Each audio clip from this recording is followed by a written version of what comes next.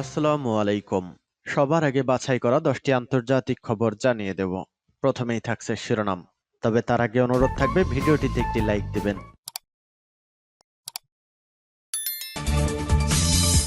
Israeli হামলায় দক্ষিণ ও মধ্য গাজায় কমপক্ষে ৪১ জন নিহত।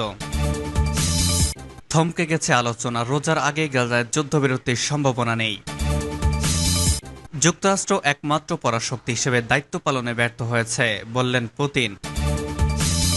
ইরান কোনো দেশ বা জাতির বিরোধী নয়, বরং জুলুমের বিরোধী, বললেন ইরানের সর্বোচ্চ নেতা। চীন ও রাশিয়ার ঘনিষ্ঠতা নিয়ে উদ্বেগে জাপান।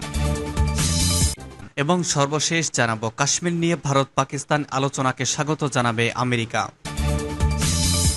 ইসরায়েলি হামলায় দক্ষিণ ও মধ্য গাজায় কমপক্ষে ৪১ জন নিহত। ইসরায়েলি বাহিনী ফিলিস্তিনের গাজার দক্ষিণ ও মধ্যাঞ্চলে বেশ কয়েকটি এলাকায় হামলা চালিয়েছে, যাতে কমপক্ষে ৪১ জন নিহত হয়েছে। ফিলিস্তিনের টেলিভিশন এ খবর জানিয়েছে। জানা গেছে, এদিন দক্ষিণাঞ্চলে খান ইউনিসের বেশ কয়েকটি জায়গায় ইসরায়েলি বাহিনী দফায় দফায় বিমান হামলা চালায়, যাতে কমপক্ষে ২৯ জন প্রাণ হারায়। একই দিন মধ্যাঞ্চলীয় ওয়াদি গাজার পাশে একটি ত্রাণ সামগ্রীবাহী পিকআপ পয়েন্টে ইসরায়েলি বাহিনীর হামলায় কমপক্ষে ৭ জন নিহত এবং ১৪ জন আহত হয়। এছাড়া নুসরাত শরণার্থী শিবিরের একটি বাসভবনে ইসরায়েলি বাহিনীর বিমান হামলায় কমপক্ষে ৫ জন নিহত হয়।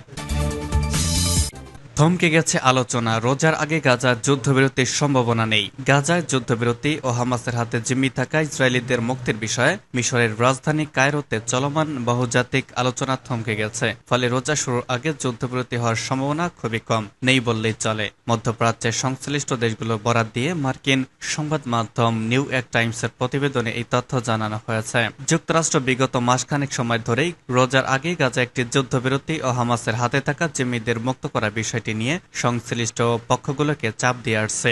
দেশটির প্রেসিডেন্ট জো বাইডেন, পররাষ্ট্রমন্ত্রী অ্যান্টনি ব্লিংকেন একাধিকবার রোজার আগে একটি যুদ্ধবিরতি কার্যকর করার বিষয়ে আশাবাদ ব্যক্ত করেছেন, কিন্তু নিউ ইয়র্ক টাইমসের প্রতিবেদন অনুসারে তাদের সেই আশা ফিকে হয়ে গিয়েছে। আলোচনার সঙ্গে সংশ্লিষ্ট কর্মকর্তাদের বরাত দিয়ে নিউ ইয়র্ক টাইমসের প্রতিবেদনে বলা হয়েছে, হামাস বারবার স্থায়ী যুদ্ধবিরতির ব্যাপারে জোর দেওয়ার কারণে আলোচনা আপাতত স্থবির হয়ে আছে এবং এ কারণেই মূলত রোজার আগে যুদ্ধবিরতি শুরুর যে আশা ছিল তাও ভেস্তে যাওয়ার উপক্রম হয়েছে। কর্মকর্তারা আরও জানিয়েছেন, হামাস বেশ কয়েকটি শর্ত দেখিয়ে সাময়িক যুদ্ধবিরতি আলোচনা থেকে সরে গেছে। এর মধ্যে উল্লেখযোগ্য কয়েকটি হল, গোষ্ঠীটি গাজায় স্থায়ী যুদ্ধবিরতি চায়, গাজা থেকে ইসরায়েলি সেনাদের পুরোপুরি প্রত্যাহার চায়, বাস্তুচ্যুত গাজাবাসীকে নিজ নিজ এলাকায় নিজ বাড়িতে ফেরার অনুমতি চায় এবং একই সঙ্গে গাজাবাসীর জন্য পর্যাপ্ত খাদ্য সহায়তা চায়। কেবল হামাস নয়, গাজায় চলমান যুদ্ধের অপর পক্ষ ইসরায়েলও বেশ কিছু বিষয়ে অনড় অবস্থান নিয়েছে। বিশেষ করে ৩ ধাপে জিম্মি বিনিময়ের বিপরীতে গাজা একটি স্থায়ী যুদ্ধবিরতি কার্যকর করার যে প্রস্তাব প্যারিস আলোচনায় দেওয়া হয়েছিল তা প্রত্যাখ্যান করেছে। কাতারের কয়েক দফা আলোচনা শেষে প্যারিসে বেশ কয়েক দফা আলোচনা হয়েছে। পরে সেই আলোচনা চলে যায় মিশরের রাজধানী কায়রোতে। এই আলোচনায় বিভিন্ন পক্ষের উচ্চ পর্যায়ের প্রতিনিধিরা যুক্ত হয়েছিলেন, কিন্তু তাতেও কোনো কাজ হয়নি। যুক্তরাষ্ট্র একমাত্র পরাশক্তি হিসেবে দায়িত্ব পালনে ব্যর্থ হয়েছে, বললেন পুতিন। সেনার যুদ্ধ শেষ হওয়ার পর বিশ্বের একক পরাশক্তি হিসেবে আবির্ভূত হয়েছে যুক্তরাষ্ট্র, কিন্তু একক পরাশক্তি হিসেবে দেশটিতে তার দায়িত্ব পালনে ব্যর্থ হয়েছে।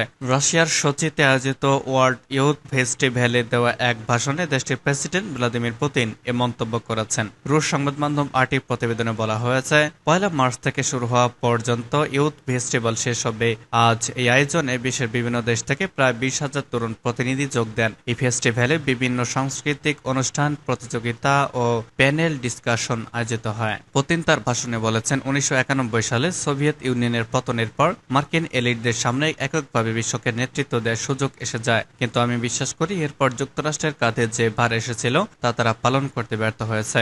এ সময় রাশিয়ার প্রেসিডেন্ট ভবিষ্যৎবাণী করে বলেন, বহুমেরুক বিশ্বের আবির্ভাব হচ্ছে এবং ইউরোপে মৌলিক পরিবর্তন অত্যাসন্ন। তিনি আরো বলেছেন, বর্তমান পশ্চিমা বিশ্বে ক্ষমতার স্তরভূত বিন্যাস থাকার পরেও স্বাধীনতা ও সার্বভৌমত্বের বিষয়টি মাথাচাড়া দিয়ে উঠেছে। এটি পুরোপুরি ইউরোপের জন্য অনিবার্য।